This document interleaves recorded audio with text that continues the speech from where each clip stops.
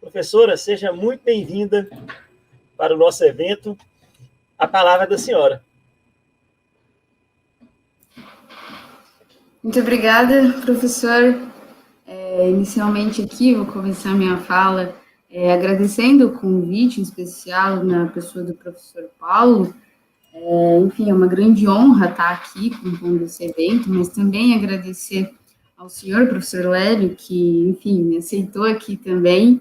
E não só agradecê-lo, mas também não podia deixar a oportunidade de parabenizá-lo pelo seu canal do Senhor Criminologia.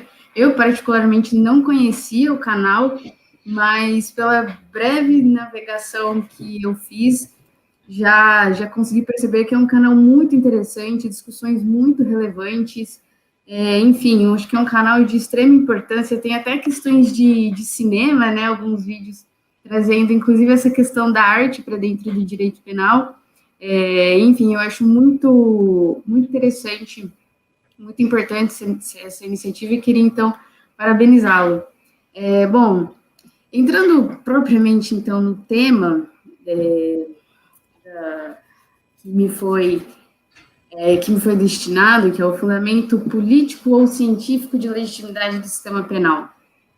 E acho que a palestra do Dr. Guilherme foi muito interessante, inclusive uma complementação, né? Eu acho que, seguindo a linha do que ele já elaborou, acho que nossas falas se encaixam bastante.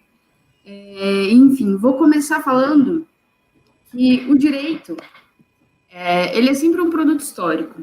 E como um produto histórico, estruturado no tempo, no espaço, conforme determinadas condições sociais, econômicas ou culturais. E isso está presente em todos os ramos do direito, né? Falando, por exemplo, do direito penal, em determinado momento, fez sentido, então, se criminalizar o adultério. E era uma norma, à época, legítima. Hoje, acredito que seja inconcebível, né? O próprio direito civil também, cada vez mais, incorpora outros elementos de configuração para sempre também se melhor adequar à configuração social. O direito constitucional também, né, a Constituição, chamada de Constituição Cidadã, justamente também como um reflexo do momento em que ela foi promulgada, pós-ditadura militar, um momento de redemocratização, garantia de direitos e tudo mais. E sendo, então, o direito um produto histórico, cabe a pergunta que o professor Paulo sempre faz, né? Será que o direito é ciência, no sentido dessa pretensão de validade universal e atemporal?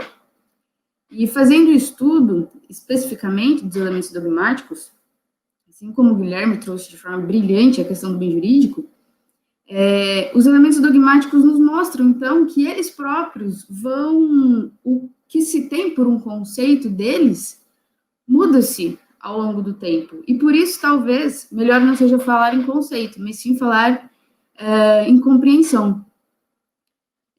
E justamente, a partir do paradigma do bem jurídico, vou trazer algumas considerações nesse sentido também, o professor Vives fala que quando se pretende um conceito de bem jurídico e se questiona isso, isso nos revela que, na verdade, os sistemas dogmáticos são castelos de areia, porque quando se coloca à prova, se identifica situações que, invariavelmente, não cabem dentro desse conceito, sendo um conceito estanque. Bom, o bem jurídico, né, a própria função do direito penal é de proteção de bem jurídico. E a norma penal só é legítima se fizer referência, então, a um bem jurídico que seja penalmente relevante. E o bem jurídico, então, não pode ser concebido como um objeto.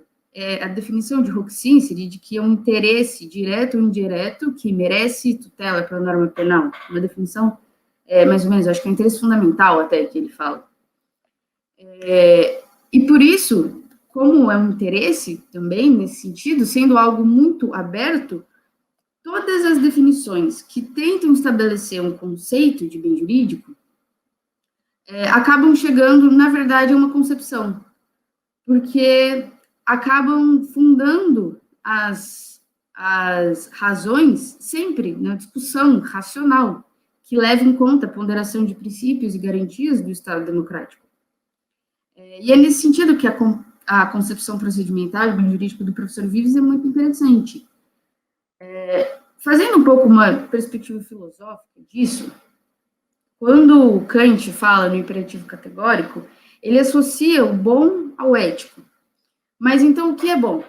Também se tem uma dificuldade de definir isso, né? Uma classe de elementos certa que possa ser designada como bom. Na verdade, sempre parte dessa justificação racional, dessa justificação argumentativa. E por isso, justamente, né, quando se tenta conceituar bem jurídico, é a mesma coisa. Bom, eu posso falar que o bom é bom em si mesmo, é isso que caracteriza ele como bom. E a mesma coisa o bem jurídico. O bem jurídico é um bem jurídico. E não tem sentido fora do contexto social, porque os sentidos daquilo são sempre aportados pelo sujeito observador. E os sentidos aportados pelo sujeito também estão sempre limitados pela linguagem. Vou dar um exemplo para ficar, às vezes, um pouco mais claro. Se eu falar, querer achar uma definição de bem jurídico é a mesma coisa que querer achar uma definição entre todas as coisas que são vermelhas. Porque é justamente o fato de ser vermelhas que as caracterizam como coisas vermelhas. E é o mesmo entre o bem jurídico. Quando a gente analisa o que há de comum entre a vida, o patrimônio, a ordem econômica, o meio ambiente, sob a perspectiva do direito penal, é justamente o fato de serem bem jurídicos. Então, existe essa definição, essa tentativa de se definir a partir daquilo que lhe é particular, que seria, então, o fato de ser um bem jurídico. Mas quando a gente fala de vermelho é fácil, né? O vermelho está ligado aos sentidos, eu vejo que é vermelho. E quando a gente fala de bem jurídico, acaba tendo o problema do significado dos termos éticos, que são dotados de uma carga emotiva. Por exemplo, né, o justo, o injusto, até o referencial à própria justiça, o quanto isso não é permeado por subjetividades.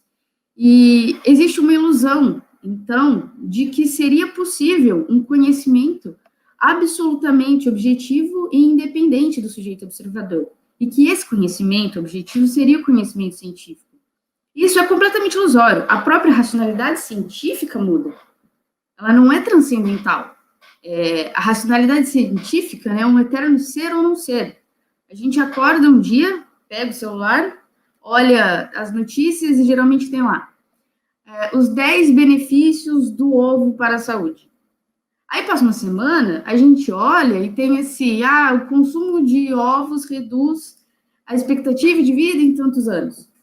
Ou seja, um dia o ovo é bom, outro dia o ovo é ruim. E a mesma coisa acontece com vários outros alimentos, né? O leite, o vinho, a cerveja, são exemplos que me vêm à cabeça. Por exemplo, outra questão que eu acho muito interessante também,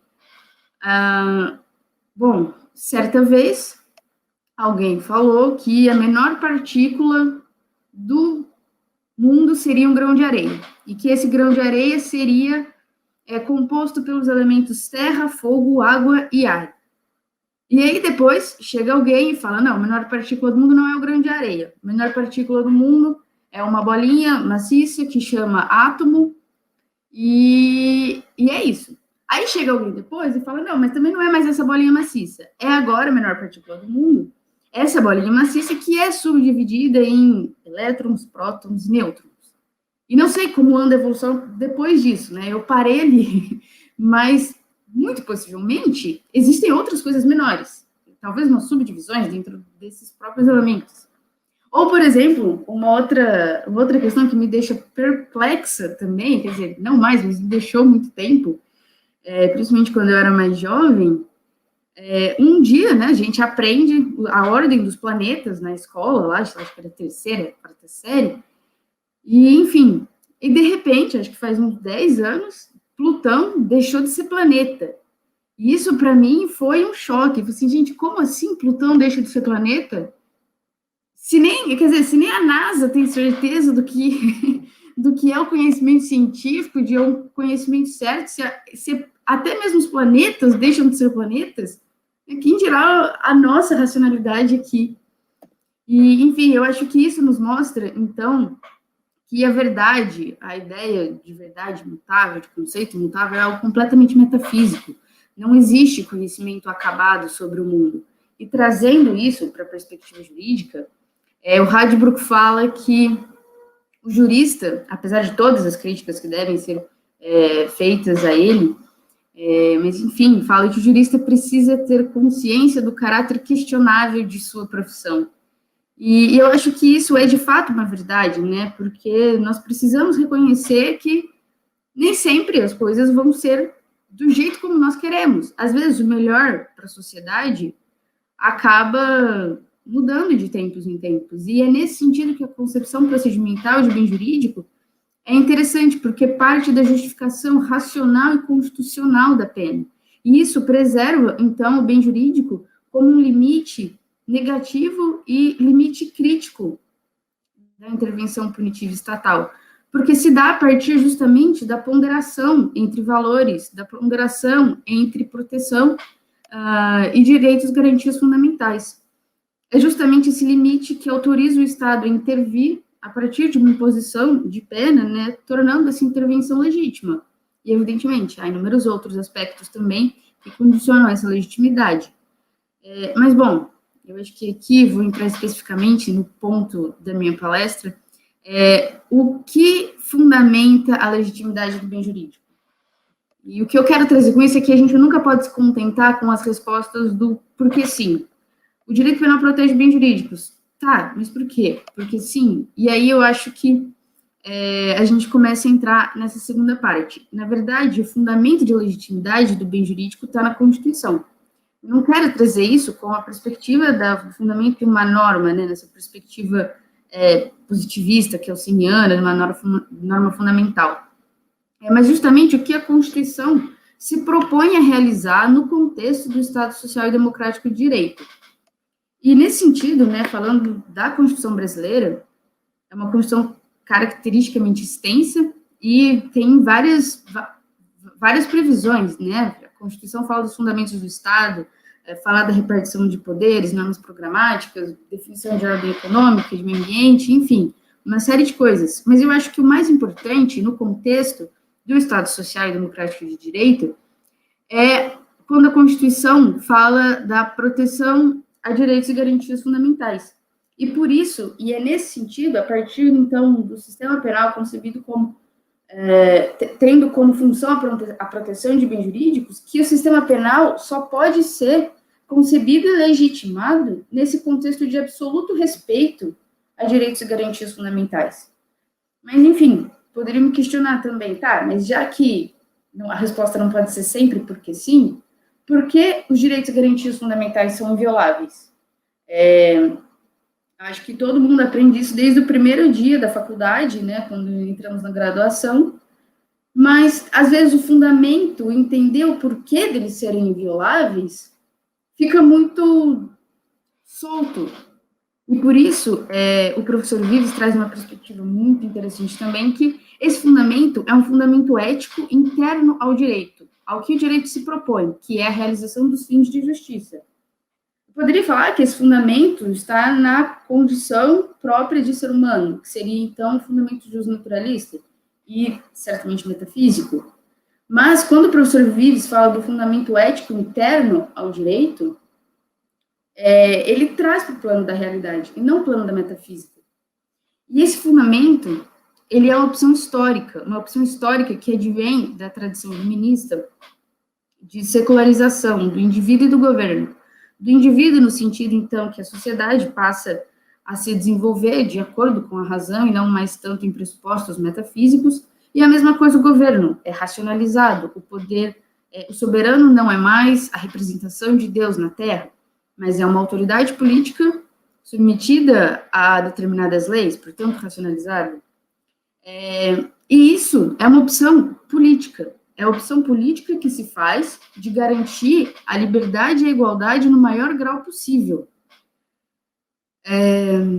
Então, nesse contexto, né, é justamente as liberdades constitucionais que fazem essa função de garantia da liberdade, porque freia o poder do Estado, impõe limites ao Estado. E se é um fundamento racional, não é um fundamento metafísico. E não sendo metafísico, sendo um fundamento racional, é algo que se ataca e se defende com razões. E por isso as razões sempre precisam ser mais persuasivas do que coercitivas. E essa razão não é a razão individual, o que eu acredito, é a razão pública. Essa razão pública sempre advém do processo de decisão racional, de ponderação de valores e argumentos de proteção de direitos humanos. Essa é a razão do Estado social e democrático de direito. Todas as discussões devem ser fundadas na ponderação de valores e argumentos de proteção de direitos humanos. Esse é o mínimo.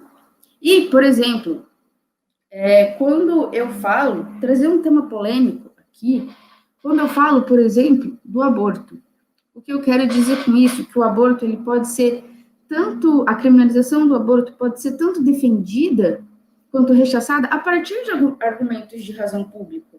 Eu vou dar um exemplo que o professor Vives também traz no livro dele, que é, por exemplo, eu posso ser uma pessoa a favor da criminalização do aborto,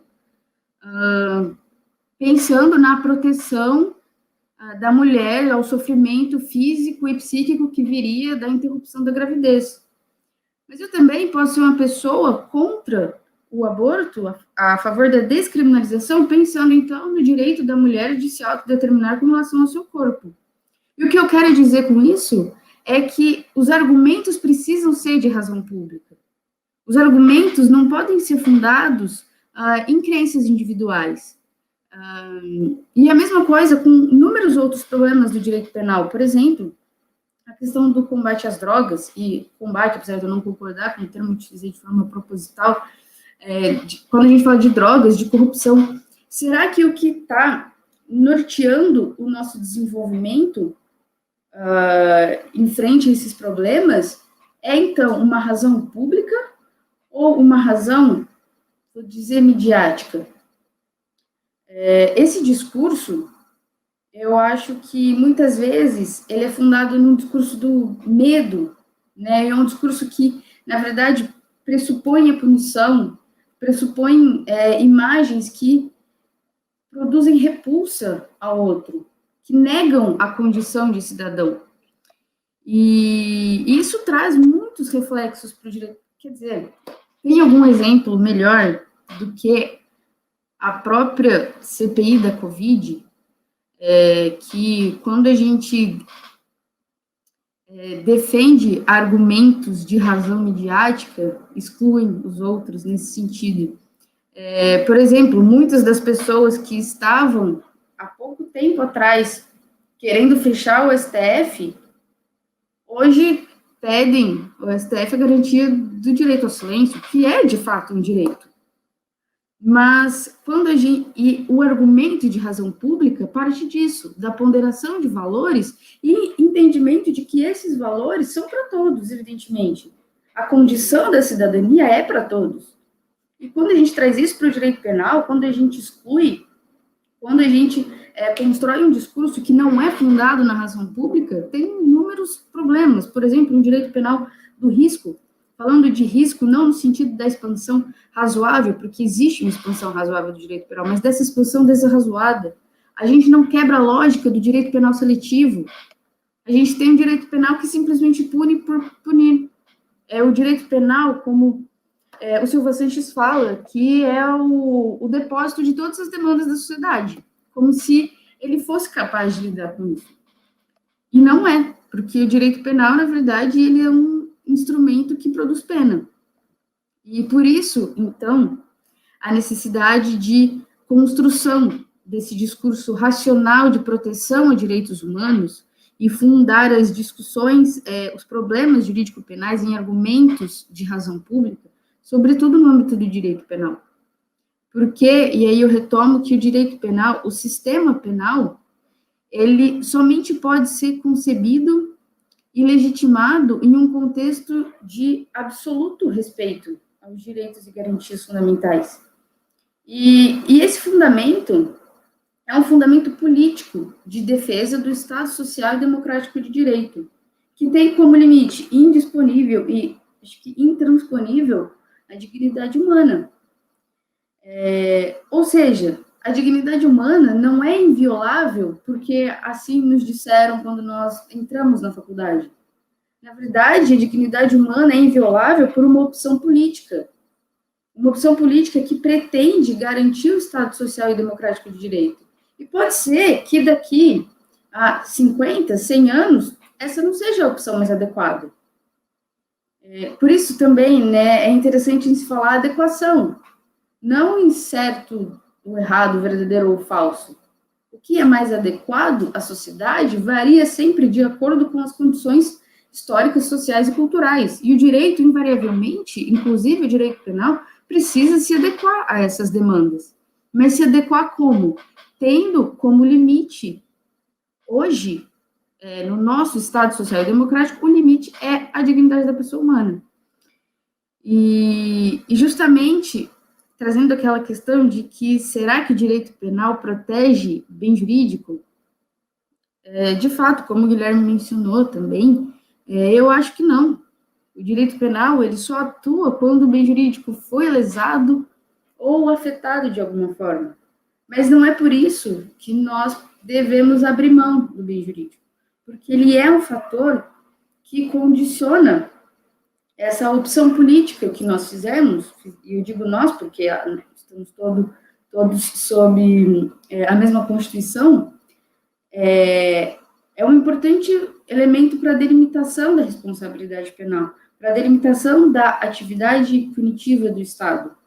E, nesse sentido, a concepção procedimental do bem jurídico se coloca como muito adequada, né, porque passa pelo processo de justificação racional, um processo, então, desenvolvido com base argumentativa, na ponderação de valores democráticos e também limitado pelos princípios, limitado pelos princípios que delimitam o direito penal.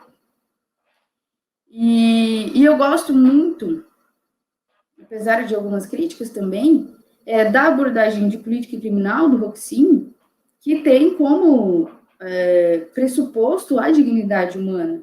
E o desenvolvimento de todo o direito penal deve ser com base nisso. E, inclusive, o meu orientador na faculdade, professor Fernando Fernandes, recentemente, numa disciplina que a gente está fazendo lá na Unesp, ele fala que talvez, pensando em termos de política criminal, talvez a melhor intervenção penal, na verdade, seja nenhuma intervenção penal. E eu acho que é tendo o princípio como o princípio da dignidade da pessoa humana que a gente consegue limitar essa intervenção, limitar, orientar todas as discussões com base em argumentos de razão pública e, assim, fazer a defesa do Estado Social e Democrático de Direito, que é o que melhor, na minha opinião, se adequa às nossas necessidades hoje. Eu acho que eu falei tudo que estava nas minhas anotações, mas antes de finalizar, também não podia deixar de parabenizar novamente o professor Lélio pela iniciativa do canal, pela iniciativa do evento também, todos os outros demais grupos que estão apoiando essa iniciativa, que estão na organização também. Eu acho que trazer esse evento, apesar de todas as dificuldades dessa pandemia que cada dia parecem aumentar, é muito importante para a gente manter esse diálogo, para a gente manter essas discussões sempre vivas e, enfim, né, sempre preservando o desenvolvimento do direito, especificamente do direito penal. Acho que é isso, pessoal. Muito obrigada.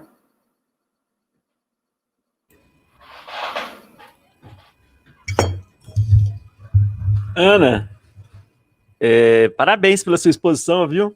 Tema difícil. Não achei esse tema que você escolheu muito fácil, não, viu? E eu vou pedir, Vênia, para a plateia, para ler o nome de todo mundo que te mandou um abraço aqui, te parabenizou, porque foram muitos.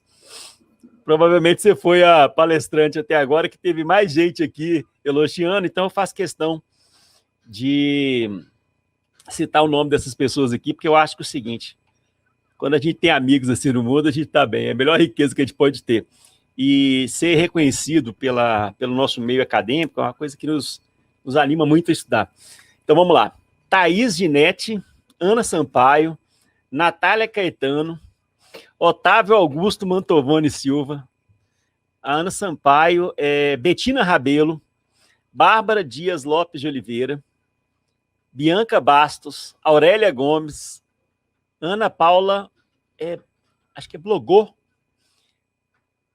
Ana Luísa Cruz, Maria Freitas, Luísa Fernandes Peracini, Ana Sampaio, Natália Caetano, Otávio Augusto Mantovani, acho que alguns aqui repetiram. Thaís Ginete, Marcela Colares, Marjorie Santos Giuliani e Rodrigo Vieira. Então, Ana, parabéns aí pela turma toda. Depois que eu comecei a ler aqui, vamos subir aqui então ao vivo aqui os comentários. Excelente palestra, muito didática. Parabéns, Ana Júlia. Parabéns, Ana, uma apresentação maravilhosa. Maravilhosa, obrigado pela explanação. Acho que até eu gostaria de criminal essa aí. Tem a civilista aqui, ó. Excelente palestra, você foi muito didática. Melina Sexto, a professora aí, muito bom. Ana, muito obrigado pela sua exposição. Só a pergunta final aqui. É um artigo? É a sua dissertação de mestrado? Como que você chegou? Como que você escolheu esse tema aí para se aprofundar? Então, na verdade, te falar que é os dois. É um pouco da minha dissertação de mestrado. Na verdade, na minha dissertação, eu pesquiso, basicamente, a internacionalização do direito penal sob a ótica das normas anticorrupção. E eu acho que ter esse fundamento político de proteção de direitos humanos é fundamental, e de razão pública, né, sobretudo, é fundamental para quando a gente vai analisar esses novos movimentos das ciências criminais. E além também de ser uma parte da minha dissertação de mestrado, é um artigo que eu fiz a matéria do programa de pós-graduação da UFPR com o professor Paulo Busato, e como conclusão da disciplina, a gente precisa entregar um artigo, e vou tentar aproveitar algumas dessas considerações para colocar no trabalho. Então, acho que é um pouco dos dois.